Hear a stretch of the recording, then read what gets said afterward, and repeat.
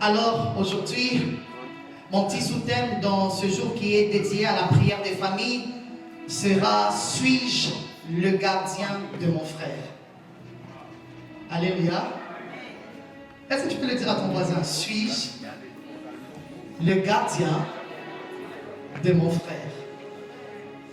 Regarde-le encore bien. Dis-lui, est-ce que tu es le gardien de tes frères?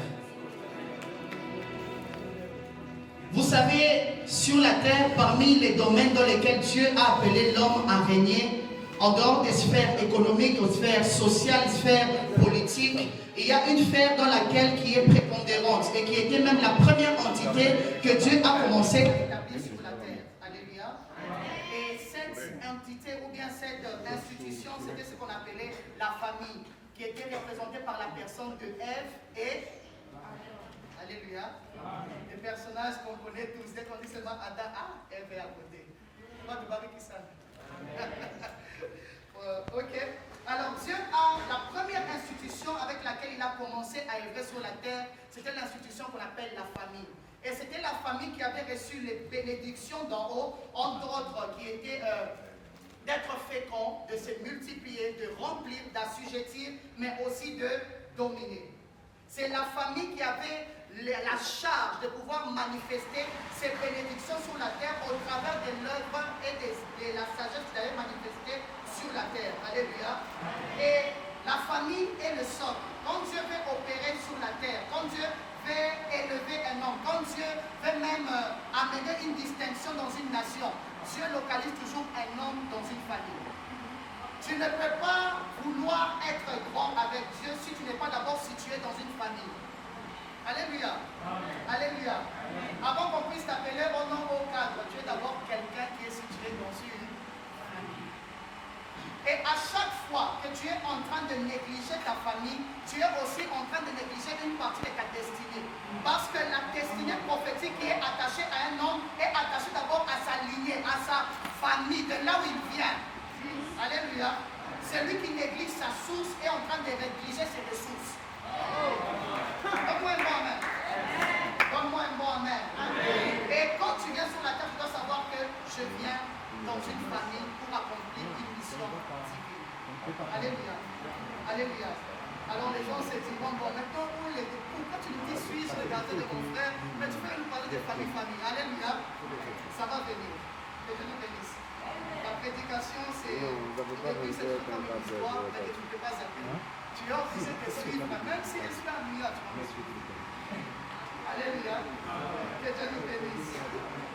Alors, comme je vous l'ai dit, à chaque fois que Dieu envoie un homme sur la terre, il l'envoie dans le cadre familial. Parce que le cadre familial, c'est la première sphère dans laquelle un homme doit manifester sa destinée, doit manifester ses potentialités, doit manifester ses talents, ses grâces, afin qu'elle puisse d'abord profiter à un petit nombre, afin de pouvoir être maintenant par elle, influencer le monde. Alléluia. Quand tu dois influencer le monde, les extrémités de la terre, Dieu d'abord te permettra d'influencer le groupe qu'on appelle la famille. Voilà même pourquoi dans la Bible, quand on devait choisir des personnes qui devaient être attachées au service du diaconat, on a dit qu'il faudrait choisir des personnes qui ont un sens exemplaire, qui ont un bon témoignage qui viennent de la famille. Pour ceux qui veulent le lire, ils peuvent aller voir dans Actes chapitre 6. C'est vérifié. À chaque fois qu'on devait élire quelqu'un, on devait d'abord recevoir le témoignage de la maison. Est-ce que réellement il est ce qu'il est? Est-ce que réellement il vit comme ce qu'il nous montre qu'il vit? Alléluia.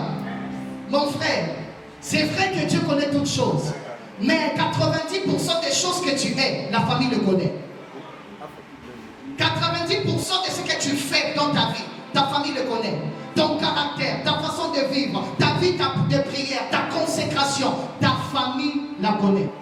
Tu peux me tromper, moi qui suis loin de toi. Tu peux venir parler en langue avec fire, mais je peux te dire une chose. Si un membre de ta famille s'assied là, est-ce qu'il aura la même, il va ressentir la même atmosphère que nous qui ne savons pas la véritable vie que tu mènes?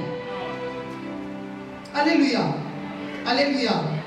Et quand nous venons ici, nous ne venons pas faire de faux semblants, nous ne venons pas faire paraître quelque chose. Nous venons pour être vrais afin que Dieu puisse réellement nous impacter. Si tu n'es pas vrai devant Dieu, Dieu ne pourra jamais te transformer pour pouvoir influencer ta famille. La personne qui doit être utilisée par Dieu doit accepter de se mettre à nu devant le Dieu qui veut qu'il le serve ou bien qu'il l'utilise. Alléluia. À chaque fois que tu te caches devant Dieu, tu es en train de perdre l'occasion où Dieu devait te transformer pour t'exposer. Alléluia. Alléluia. Et il y a une chose que j'aimerais que vous puissiez comprendre de prime abord, ou bien déjà dans mon introduction. À chaque fois que Dieu place un homme dans une famille, ou bien dans un environnement, dans une nation, dans une ville, ou même, peu importe la société, il le fait d'habitude pour deux buts qu'il est en train de poursuivre. Alléluia. À chaque fois que Dieu te positionnera dans un environnement, dans une famille, dans une société, il est en train de poursuivre deux buts derrière toi. Le premier but, c'est cultiver, et le deuxième but, c'est garder. Alléluia. Dans Genèse 2, chapitre verset 15, Dieu, après avoir créé le jardin, la Bible déclare que Dieu créait un jardin en Éden. Après avoir fait le jardin, après avoir prévu tout ce qu'il fallait pour la provision de l'homme, Dieu a pris l'homme qu'il avait d'abord créé, ensuite formé, et il l'a positionné dans le jardin. Alléluia. Et il a dit que je ne le positionne pas pour rien. Dans le jardin où je l'amène avec un but, je l'amène avec une mission de garder le jardin et de le cultiver. Alléluia. Alléluia. Alors je vais dire à quelqu'un, est-ce que tu peux poser la question à ton voisin? Est-ce que tu cultives ton environnement? Et est-ce que tu gardes ton environnement? Demande à ton voisin, est-ce que tu cultives ta famille? Est-ce que tu gardes ta famille?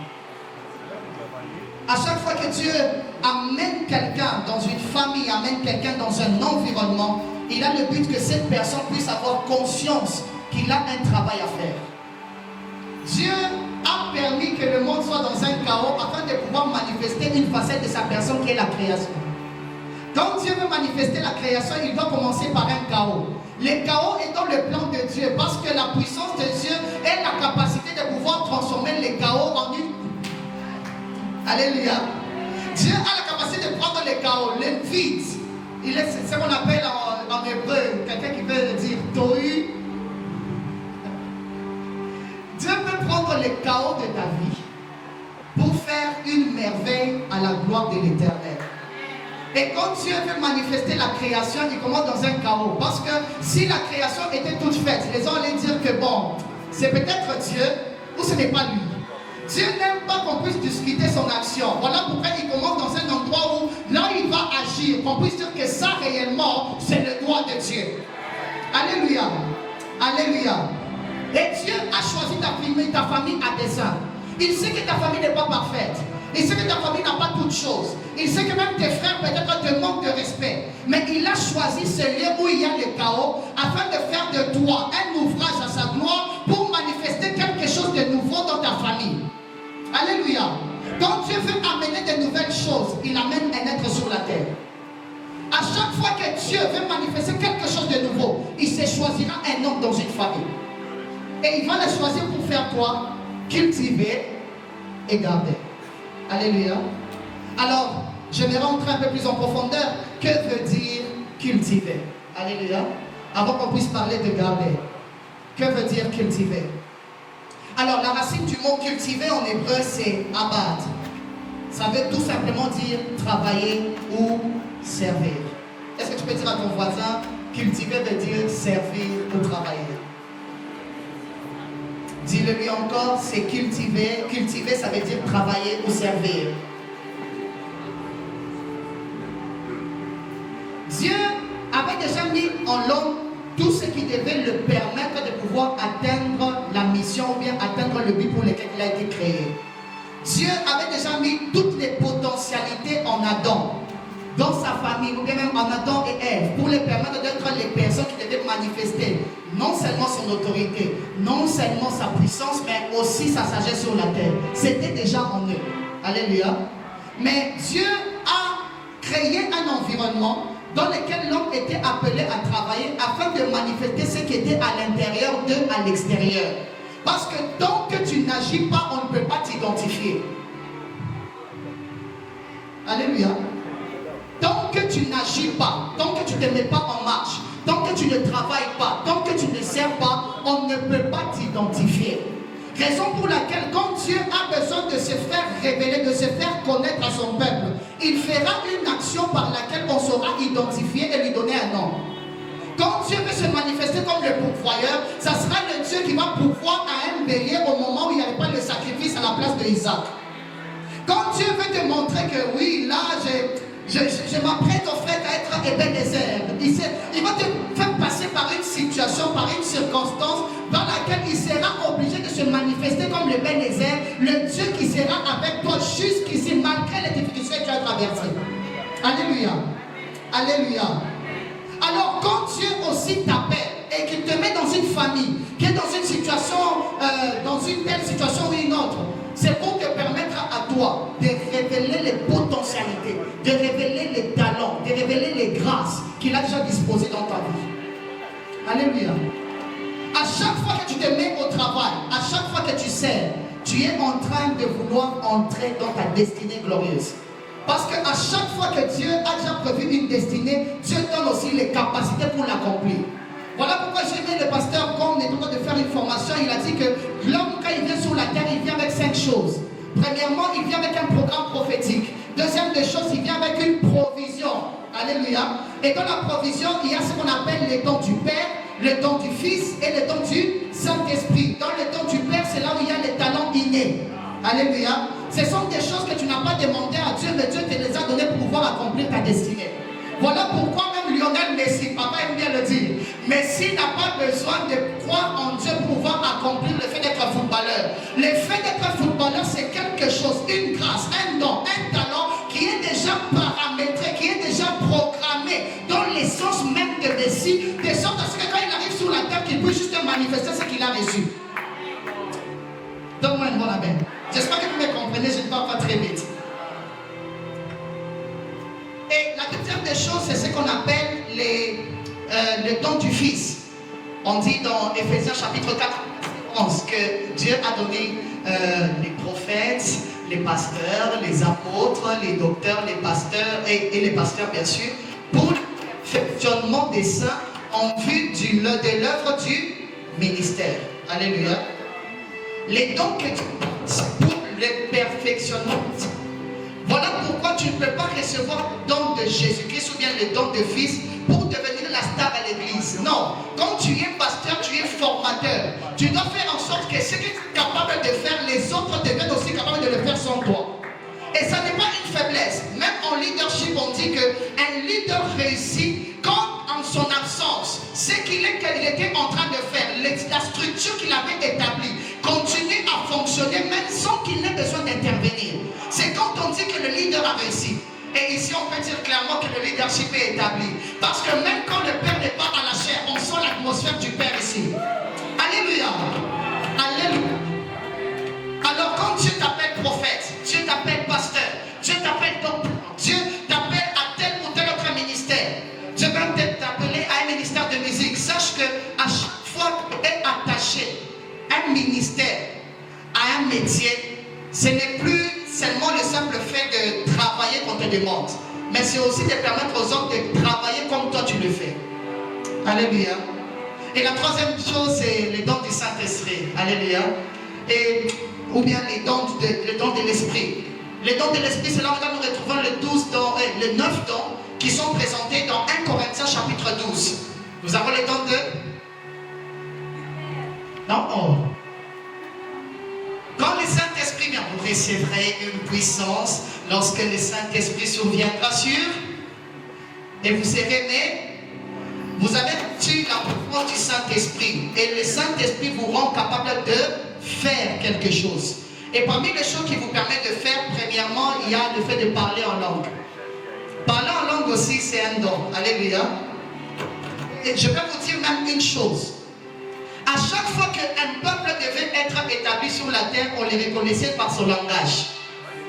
À chaque fois qu'on devait identifier une nation, on l'identifiait d'abord à son langage. Alors Dieu a utilisé un mécanisme dans la nouvelle alliance. Il s'est dit quoi? Ok, je suis en train de créer un nouveau peuple. Un peuple de sacrificateurs rois. Je suis en train de créer un peuple à ma gloire, qui en eux porteront l'esprit qui crie Abba. Alléluia. Et j'aimerais que quand on les verra, qu'on puisse l'identifier, pas seulement par le fait qu'ils guérissent les malades, par le fait seulement qu'ils produisent des miracles, mais aussi par le fait qu'ils ont un langage qui appartient à la terre dont ils sont venus. Voilà pourquoi parmi tous les dons, le seul don qui est nouveau dans le Nouveau Testament, c'est de parler en langue. Alléluia. Le parler en langue t'identifie facilement à la nation à laquelle tu appartiens. Voilà pourquoi quand un homme, tu le vois, ne t'étonne pas. C'est la langue de chez lui qui est venue manifester sur la terre pour vous dire que je suis dans le monde, mais je ne suis pas de ce monde. Alléluia. Alléluia. Alors, j'espère que je ne vais pas perdre. Je fais que répéter, de vous perdre. Dis à ton voisin si tu te perds. Alléluia. Est-ce qu'on peut acclamer un peu pour le Seigneur? Alors, Dieu, quand il t'amène sur la terre, c'est premièrement pour cultiver. Et je vous ai dit que cultiver, c'est travailler ou servir. Et à chaque fois que tu travailles, à chaque fois que tu fais une œuvre, l'œuvre que tu es en train d'accomplir t'identifie. Alléluia. Voilà pourquoi j'avais aimé encore une prédication que j'avais suivie du Père. Il avait dit une chose. Il avait dit que le métier n'a pas existé avant l'habilité. Le métier est venu juste identifier les habilités déjà qui étaient existantes. Le football n'est pas venu pour vous dire que maintenant il y aura un nouveau sport. Non. Il est venu vous dire qu'il y a des habilités, il y a des personnes qui manifestent quelque chose qui doit être appelé football maintenant. Alléluia. Voilà pourquoi quand toi aussi tu viens sur la terre et que Dieu te place dans ta famille, il t'appelle à faire une œuvre qui va t'identifier. Alléluia. Voilà pourquoi dans une famille on peut t'appeler oh pasteur. Alléluia. Surtout quand on dit que tu es assis dans une famille. On va te laisser pasteur. J'ai tout le monde à vous écoutez le Saïbo là? J'ai tout le monde à et à chaque fois que tu as de faire cette œuvre-là, la famille ne va pas seulement identifier qui tu es, mais ils vont aussi identifier qui t'envoie. Si tu veux démontrer au monde ce que tu as reçu, celui à qui tu appartiens, tu ne dois pas seulement parler, tu dois œuvrer. Voilà pourquoi Jésus-Christ a dit une chose. Vous ne croyez pas en mes paroles. Je vous ai présenté la Bible. Je vous ai explicité les doctrines principales. Mais maintenant, quand vous ne me croyez pas moi, regardez même mes œuvres. Alléluia. Alléluia. Quand Dieu t'amène dans une famille et que quand tu parles, ils ne croient pas en toi, cesse de parler. Fais des œuvres qu'ils ne pourront pas contester. Voilà pourquoi il y a des hommes dans ces familles, ils ont réussi à gagner des âmes. Ils ont réussi à gagner leurs parents, à gagner leurs frères. Pourquoi? Ils n'ont pas seulement passé le temps à leur parler. Ils ont commencé à vivre la vie à laquelle ils ont adhéré. Ne nous parle pas de Jésus, fais-nous vivre Jésus. Alléluia. Ne nous parle pas de Jésus. Oh non, Jésus avait fait. Qu'est-ce que toi tu fais qui nous montre que tu appartiens au Jésus dont tu nous parles? Alléluia. Alléluia. Qu'est-ce que toi tu fais? Et voilà pourquoi vous allez remarquer que à chaque fois qu'un homme sort de la famille, on a l'impression que Dieu l'appelle seul. Dieu n'appelle jamais un homme en solitaire, jamais. Alléluia. La Bible dit ceci. Crois au Seigneur Jésus et tu seras sauvé, toi et... Je te pose la question.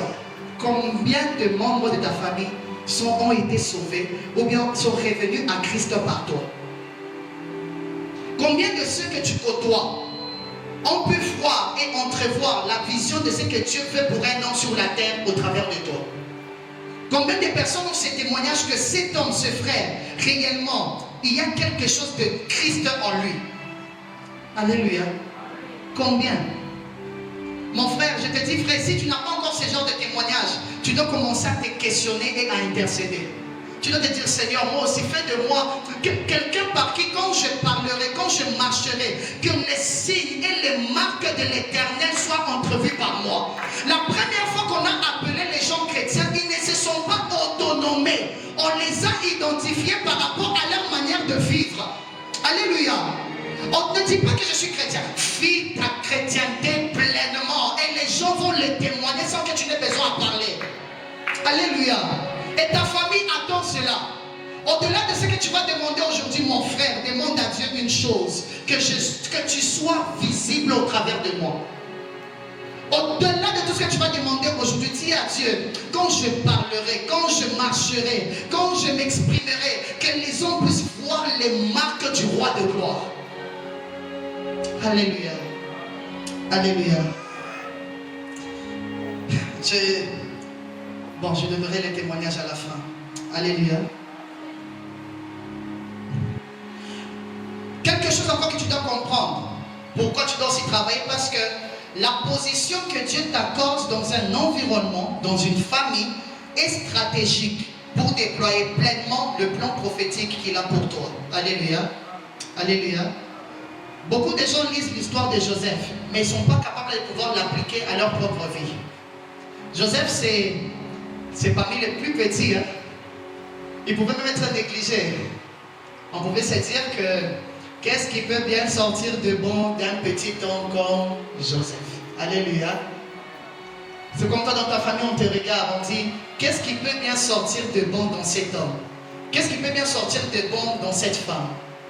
Mon frère, ma soeur, quand tu commences à remarquer que les gens parlent comme ça, ne te focalise pas sur leur dire. Focalise-toi sur la mission que Dieu a pour toi dans ta vie. Quand tu es dans cette famille, tu as une mission.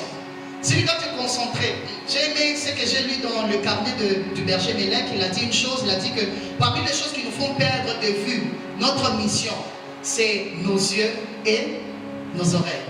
À chaque fois que tu prêteras l'oreille à une chose qui n'est pas destinée à être dans ton appel, tu vas te perdre dans ce que Dieu a destiné pour toi. À chaque fois que tu donneras oreille à une personne qui te dira allons en boîte de nuit, allons faire, je ne sais pas moi, nous pervertir, allons voler. À chaque fois que tu donneras oreille à cette information-là, tu es en train de t'exposer à la perdition. Alléluia. Et Joseph, c'était un homme qui a reçu des oracles de Dieu. Vous imaginez un peu, moi le petit Joseph, petit parmi les grands de ma famille. Même parmi les gens qu'on a cités, comment on appelle ça, les 12 tribus d'Israël. Mon nom n'était pas cité, hein. Le nom de Joseph n'est pas cité, mais les noms de ses fils, eux, ont été cités. Alléluia.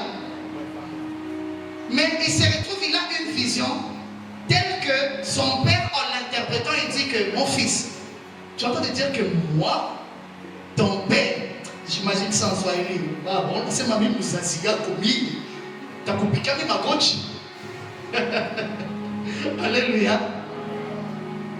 Ton père, ta mère et tes frères vont se prosterner devant toi. Alléluia. Alléluia. J'imagine déjà si on devait s'imaginer le film dans nos familles, tu serais tous les jours d'abord martyrisé. Avant même qu'on puisse te vendre, qu'il a su quoi dans la montre, tu vas se dire Kafan, Mokanzi. Alléluia. On va te narguer, on va te provoquer, on va te provoquer. J'imagine même pas. Et si tu n'es pas là, tu n'as pas le cœur de Joseph, tu peux même fuir ta famille, Alléluia. Alléluia. Mais Joseph avait conscience d'une chose. J'ai reçu quelque chose de Dieu. J'ai reçu une mission. Et cette mission maintenant, vous savez, quand Dieu te révèle la destination, il ne va pas te révéler toujours le parcours. Dieu peut te dire où tu dois aller, mais il ne te dira pas par quoi tu dois passer.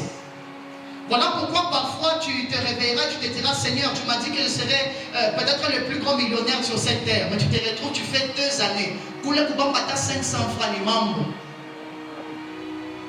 J'ai le témoignage de mon père. Mon père était parmi les premiers distributeurs du sucre ici au Grand Katanga. À un moment, il a, par des problèmes par-ci par-là, il s'est retrouvé à perdre tout. Nous qui étions propriétaires, on est devenus locataires. Je me disais même peut-être qu'il allait abandonner la foi, qu'il allait tout lâcher. Mais il savait une chose, il nous a toujours dit ça. Parce que mon père était pasteur et il a dit, Dieu a déjà dit des choses sur ma vie. Dieu a déjà dit que même si que les gens parlent, qu'ils ne parlent pas, qu'ils proclament, qu'ils ne proclament pas, il a dit ceci. Le jour où il m'a appelé, il a dit une chose. Si tu sers mes serviteurs avec tes fonds, tes enfants ne manqueront jamais de toi où vivre et de quoi manger pour 4 générations. Et je sais une chose, mon père est dans la terre aujourd'hui, mais l'alliance qu'il a faite avec l'Éternel m'accompagne encore maintenant. Quand tu as quelque chose que tu as reçu de Dieu, regarde le regard fixé, garde tes yeux sur ça. Enlève un peu. Vous savez, on dit toujours que les mauvaises compagnies corrompent les bonnes. Même les mauvais. Il faut aussi amplifier un peu la chose. À chaque fois que tu as quelqu'un qui n'est pas dans la vision de ton appel, tu peux lui donner, vous savez, tu peux être avec lui dans le même espace, mais n'accepte pas de lui donner tes oreilles et tes regards. Il peut être dans ton espace, tu peux être avec lui là, dans l'espace du travail, mais fais tout de sorte à ce que ton oreille et ton regard ne soient jamais fixés sur ce qu'il te dit. Sinon tu vas te perdre. Alléluia. Et Joseph est dans le même cas. Ses frères disaient, oh non, toi comment? Mais il savait. Le but maintenant, comme Dieu ses mystères. Dieu, pour confirmer et affirmer ce qu'il a déjà destiné pour Joseph, il lui donne encore un second songe. Et son père encore interprète la même chose. Alléluia. Et comme Dieu ne révèle jamais le parcours, le Joseph qui devait être élevé dans le songe, c'est le même Joseph maintenant. Le cœur des frères qui étaient enflammés contre lui, contre sa vie, ont commencé d'abord premièrement par le ventre. Il s'est retrouvé en captivité. Il a traversé 1 année, 2 ans, 3 ans, 4 ans, 5 ans, des années et des années où il s'est demandé, est-ce que réellement c'est Dieu qui m'a parlé? Alléluia. Alléluia. Mon frère, ma soeur, je sais que nous sommes venus prier pour des familles et je sais qu'il y a des cas divers. Il y a d'autres personnes qui ont dans leur famille. De notre côté, je connais une chose. On a une instabilité maritale terrible. Pour vous, je ne sais pas c'est quoi. Mais moi, je sais que dans notre famille, j'ai déjà identifié. Et j'ai même demandé à un grand de la famille. Je lui ai dit, bon, parle-moi un peu de notre histoire. Comment se sont passées, comment se sont déroulées les choses. Et quand il explique, tu te rends compte qu'il y a vraiment des problèmes qui touchent vraiment au côté mariage. Donc tu peux y entrer, mais y rester jamais. Alléluia. Alléluia. Et c'est la même chose avec Joseph. Joseph ne savait pas le parcours par lequel il allait passer. Il a été rejeté. On a apporté pour lui des faux témoignages. On a posé des problèmes. On a même calomnié. Oh non, celui-ci. Oh non, il va essayer de me violer. Alléluia. Alléluia. Mais il n'avait pas compris une chose. Le parcours par lequel il était en train de passer, c'était pour changer sa manière d'être et de fonctionner. De sorte que le songeur devienne l'interpréteur des songes. À chaque fois que Dieu te fait passer par un parcours difficile, il est en train en fait de presser, il est en train en fait de vouloir révéler le plein potentiel de ce qu'il a disposé en toi. Alléluia. Sois encouragé mon frère en ce matin, ou bien même en cet après-midi. L'épreuve que tu vas traverser ne va pas te tuer, mais ça va manifester ce que Dieu a déjà disposé en toi. Alléluia. Je vais aller très vite, je sais que j'ai très peu de temps. La deuxième des choses qu'on fait, pour laquelle Dieu a amené l'homme dans un environnement, c'est pour aussi garder. Alléluia. Tu peux dire à ton voisin, garder. Alors, aujourd'hui, je suis sous l'onction du Père. Je parle un peu dans l'hébreu. Alors, la racine du mot en hébreu, c'est Shamar. Beaucoup de gens l'écoutent, hein? Prophète Shamar. Oh, je suis le Shamar de... Alléluia. Aujourd'hui, maintenant, quand tu vas prier, yo, va Shamar. Il ne faut pas prier pour rien. Quand tu dis Shamar, sache que ça veut dire juste gardien. Alléluia.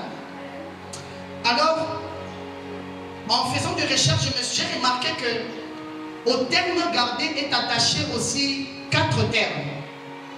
Le premier terme, c'est veiller. Le deuxième, c'est observer. Le troisième, c'est préserver. Et le quatrième, c'est garantir. Est-ce que tu peux le dire avec moi? Veiller, observer, préserver et garantir. À chaque fois que Dieu positionne un homme dans un environnement, il établit d'abord premièrement gardien de l'environnement aussi. Au-delà de travailler dans cet environnement, au-delà de servir ou de servir même les autres, tu es obligé aussi d'être gardien des lieux. Alléluia. Et quand Dieu t'a positionné dans ta famille, il t'a positionné aussi dans le but de te faire de toi un gardien de famille. Alléluia. Et un gardien est premièrement un veilleur. Tu ne peux pas être un gardien sans être un veilleur. Sinon tu seras surpris par la frappe nocturne. Alléluia. Tu ne peux pas être gardien si tu n'es pas observateur. Tu peux être éveillé, mais si tu ne vois pas, tu peux recevoir des coups que tu n'as pas vus. Parce que pour pouvoir contre-attaquer, il faut avoir la vision de ce qui arrive. Alléluia. Tu ne peux pas être gardien si tu ne sais pas préserver. Parce que Dieu lui-même a dit que je cherche quelqu'un qui va élever une muraille, qui va élever une tour.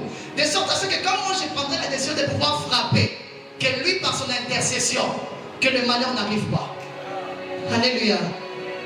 Dieu est en train de chercher. Je sens cette envie de déclarer cette chose. Je prie qu'aujourd'hui, que Dieu fasse de toi un intercesseur. Une personne qui va élever une muraille. De sorte que quand le malheur vouloir frapper ta famille, frapper tes enfants, frapper tes affaires, que ça n'est pas accès parce que tu auras élevé une muraille. Alléluia. Et la dernière des choses, c'est garantir. Tu n'es pas là seulement pour dire, oh non, j'ai veillé, j'ai observé et j'ai préservé contre le mal. Non. Tu dois aussi garantir des choses que Dieu a déjà prévues pour ta famille. Alléluia. Je me pose la question, combien ont déjà oublié leurs propres requêtes pour prier pour le cas d'un frère qui est dans des problèmes? Combien parmi vous sont déjà entrés en prière avec un fardeau et ils se disent que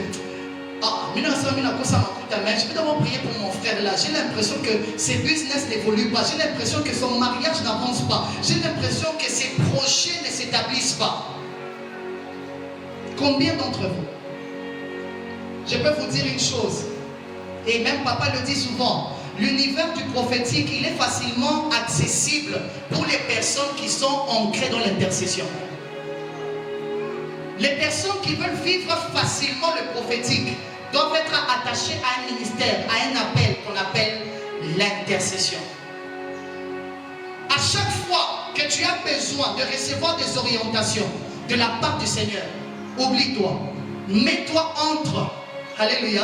Parce que même la racine, si je me rappelle bien, parce que je ne l'ai pas noté, mais la racine même du mot intercesseur, c'est balal, si je ne me trompe pas. C'est-à-dire un intermédiaire, quelqu'un qui est entre. Alléluia. Il se positionne entre Dieu et les hommes, entre Dieu et les problèmes des familles, entre Dieu et les problèmes de la société, entre Dieu et les problèmes de ce monde. Alléluia. Est-ce que tu sais qu'il y a des problèmes que tu ne vis pas parce que quelqu'un a prié pour cette situation avant toi? Moi, je me rappelle une fois, je peux donner le témoignage de ma mère. Ma mère, c'est, je ne sais pas si ça peut se dire, mais c'est une prophète songeuse. Donc, elle songe beaucoup. Kama na kulotea ukifamiza mambo. Alléluia. Alléluia. Je peux même vous faire rire. Vous savez qu'avant que je puisse naître, Dieu a donné le poids que je devais avoir à ma mère. Elle allait prier. Elle avait reçu avant moi tous mes frères, en fait, kilo et libita. C'est déjà 6, 5. Voici sur le poids. Elle est à la montagne. Elle a prié, elle a prié.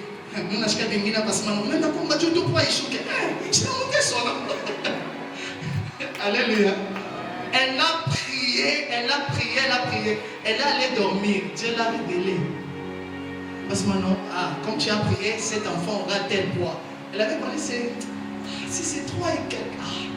Je ne me rappelle pas. Que Dieu nous bénisse. Alors, elle a prié, elle a prié, elle a prié. Elle s'est dit, bon, il m'a toqué. Dieu merci. Mais réellement, les témoignages que je voulais vous donner, ça c'est juste pour calmer un peu l'atmosphère, parce que j'ai l'impression que vous me regardez avec des yeux revolver.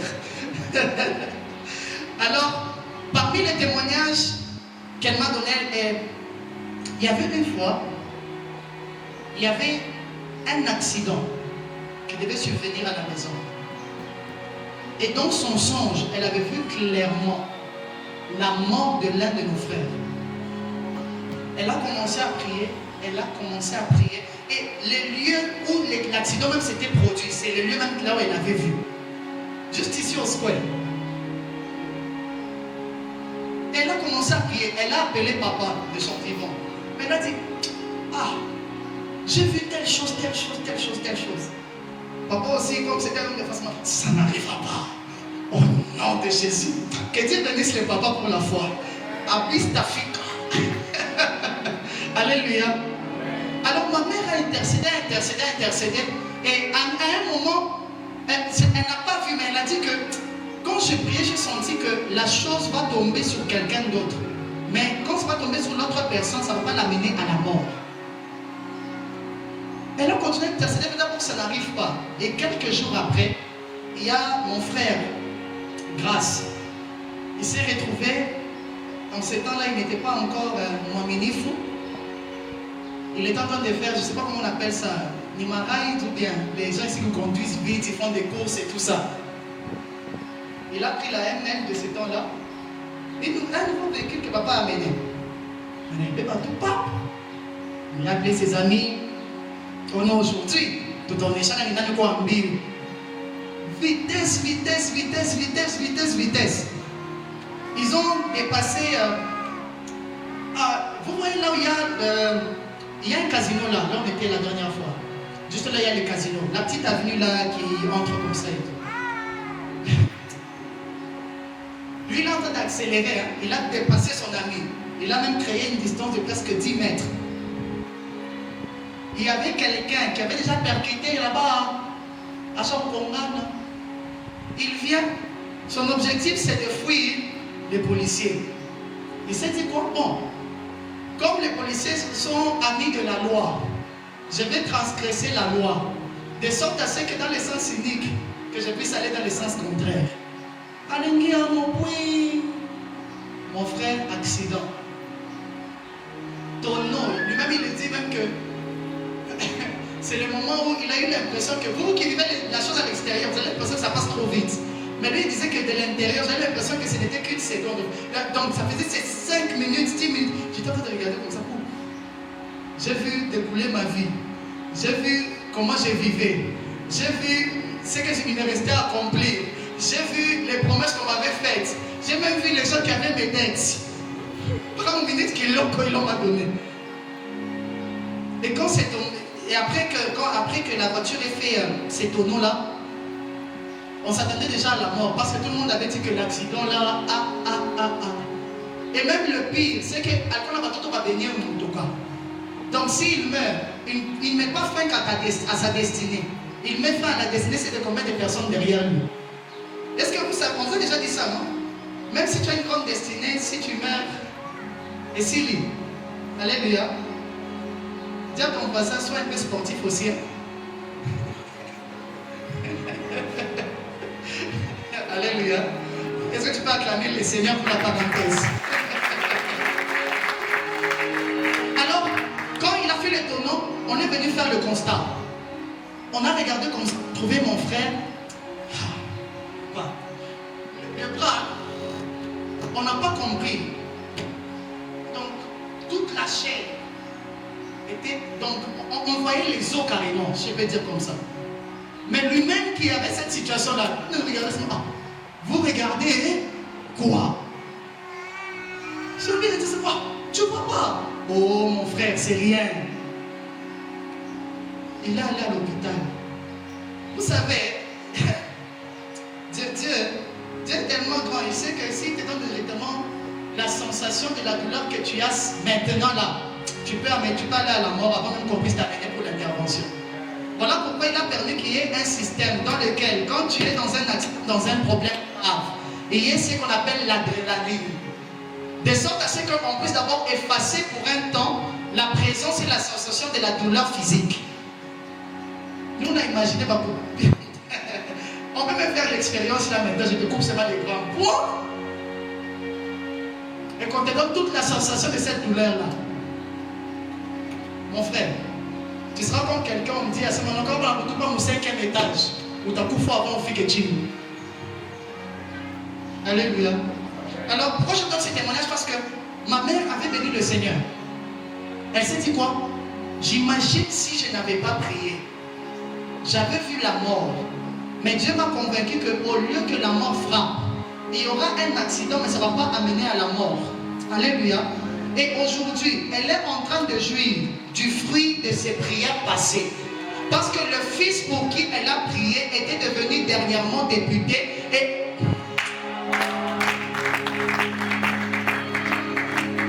Alléluia. Dis à ton voisin, Dieu est merveilleux. Dis-lui à ce moment, Dieu écoute les prières. Dis-lui bien que Dieu écoute les prières. Mon frère, aujourd'hui, j'aimerais que tu puisses prier de tout ton cœur, que tu te mettes en position de gardien de tes frères, gardien des personnes qui t'entourent, gardien de ta famille, gardien de leurs promesses. Et il y a un moment où tu dois arrêter de prier tes problèmes, tu dois prier les problèmes des autres. Et le Dieu qui connaît ce que tu as comme problème, il va s'en charger parce que tu as accepté de te décharger de ça. Alléluia. Tu n'as pas remarqué que tu as passé beaucoup de temps à prier tes problèmes. Est-ce qu'aujourd'hui tu peux d'abord t'oublier? Tu dis à Dieu, bon, je me mets dans ta position, dans ma position.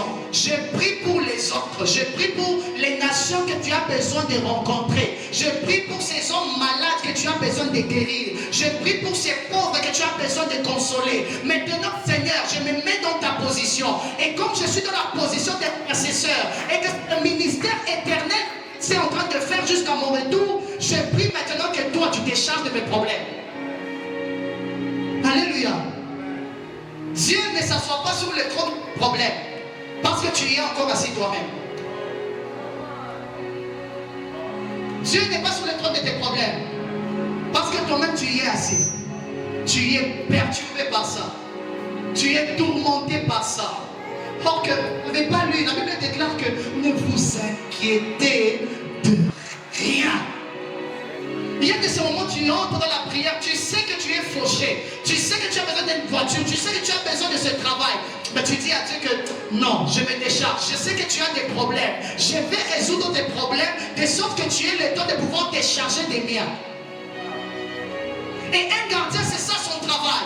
Il se charge, il se dit qu'en cette saison, je sais qu'il y a des choses qui doivent arriver sur les programmes prophétiques, sur les tableaux que Dieu a déjà tracés. Il y a des choses qui doivent arriver. Il se lève comme Daniel, il se dit, Seigneur, dans la promesse, dans la parole, tu as dit que ça serait le moment de la délivrance. Mais pourquoi ça n'arrive toujours pas? Alléluia. Aujourd'hui, vous savez, la prière c'est d'abord un fardeau avant d'être une expression verbale. Avant que tu ne puisses prier, sache d'abord que ta disposition, la disposition de ton cœur, la disposition de ton esprit, c'est ça d'abord la première prière. Je vous pose la question, quelle prière a fait la femme à la perte de sang? Quelle prière a fait la femme à la perte de sang? Elle a juste dit dans son cœur, la Bible déclare qu'elle a pensé, si seulement je pouvais toucher le pan de la robe.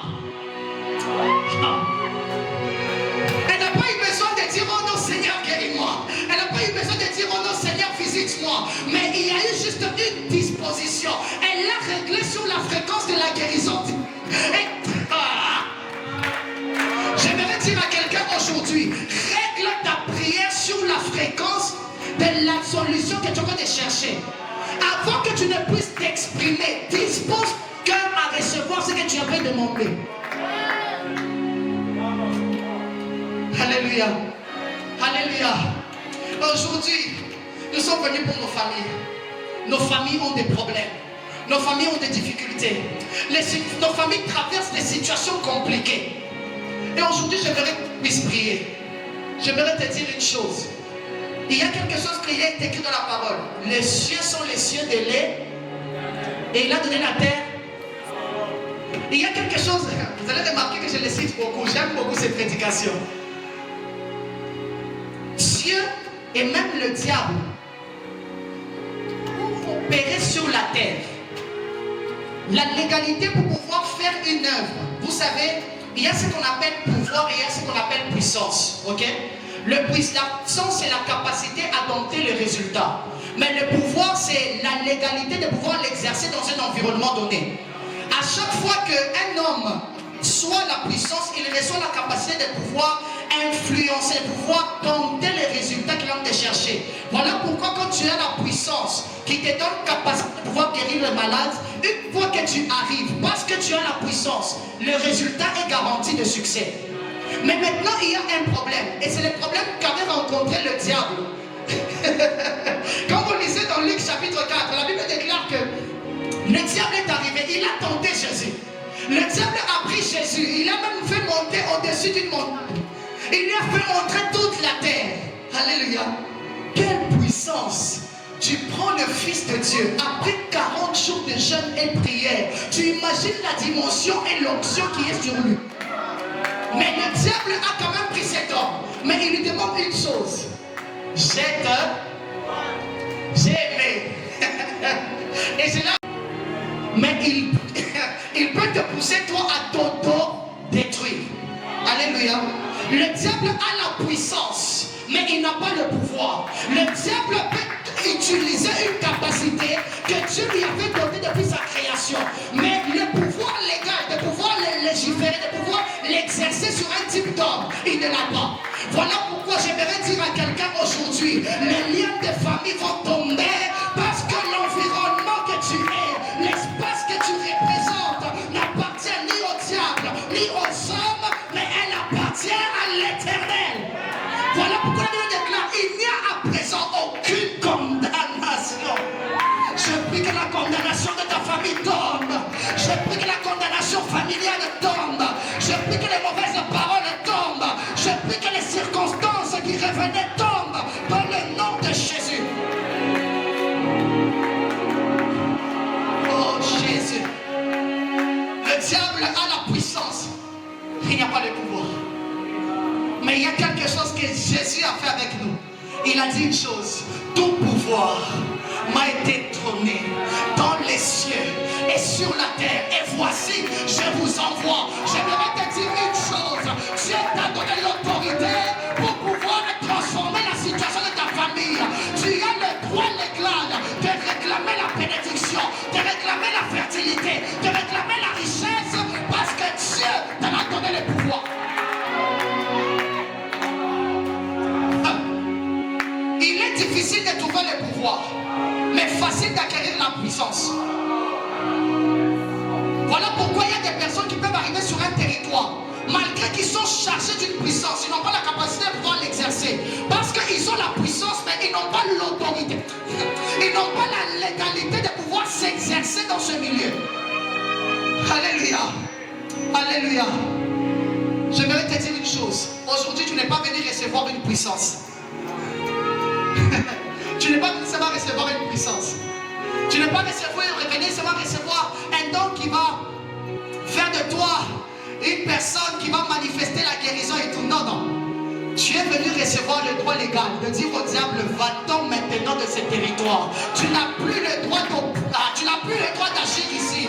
Parce que celui qui est en moi, il a vaincu. Il a versé son sang. Et la parole déclare qu'il l'a livré publiquement en spectacle en le clouant à la croix. Ta malédiction est déjà tombée. Ton problème est déjà résolu. Parce que Jésus est venu et il est monté à la croix pour toi. Si tu le crois, donne-moi un bon amen. Donne-moi un bon amen. Je vais finir par ceci. Juste une chose avant que je puisse sortir et laisser la place au Père. Vous savez,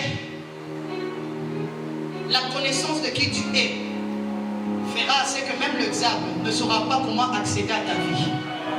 Vous savez, même dans les familles, pour que le diable puisse opérer, il faudrait qu'il y ait une brèche. Et la brèche peut être un homme. La brèche peut être un caractère peut-être que tu es en train de vivre avec. Mais aujourd'hui, j'aimerais te dire, la Bible déclare une chose.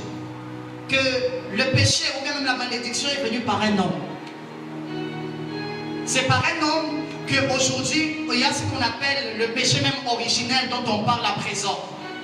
Sur toute la terre, on nous parle que David même le disait, moi je suis né pécheur. Alléluia. Un homme a un cela. Mais la Bible nous donne une consolation. Il nous dit que de même que par un homme, le péché est entré. Même aussi par un homme, par un seul, qui est obéi, qui s'est humilié, qui s'est sacrifié, le salut est entré.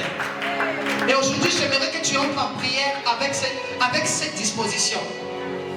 Si la malédiction était entrée par un homme dans ta famille, n'est-ce pas toi l'homme que Dieu a choisi aujourd'hui pour amener la délivrance et la réponse? N'est-ce pas toi que Dieu a formé dans le ventre de ta mère, qu'il a permis que tu puisses te manifester sur la terre, de sorte à ce que dans l'environnement où tu vas évoluer, que les hommes qui étaient dans le malheur puissent voir le projet de bonheur et de paix de l'Éternel se manifester? J'aimerais que quand tu vas entrer en prière, que tu aies cette conscience. Et si c'était moi? Et si j'étais le gardien de mes frères? Et si j'étais le gardien de ma famille? Et si j'étais le garant de leur bénédiction et de leur promesse? Est-ce qu'on peut se tenir debout? Oh, j'aimerais que tu dises des paroles à Dieu. Tu as entendu beaucoup de choses, mais j'aimerais en ce moment que tu élèves des mots.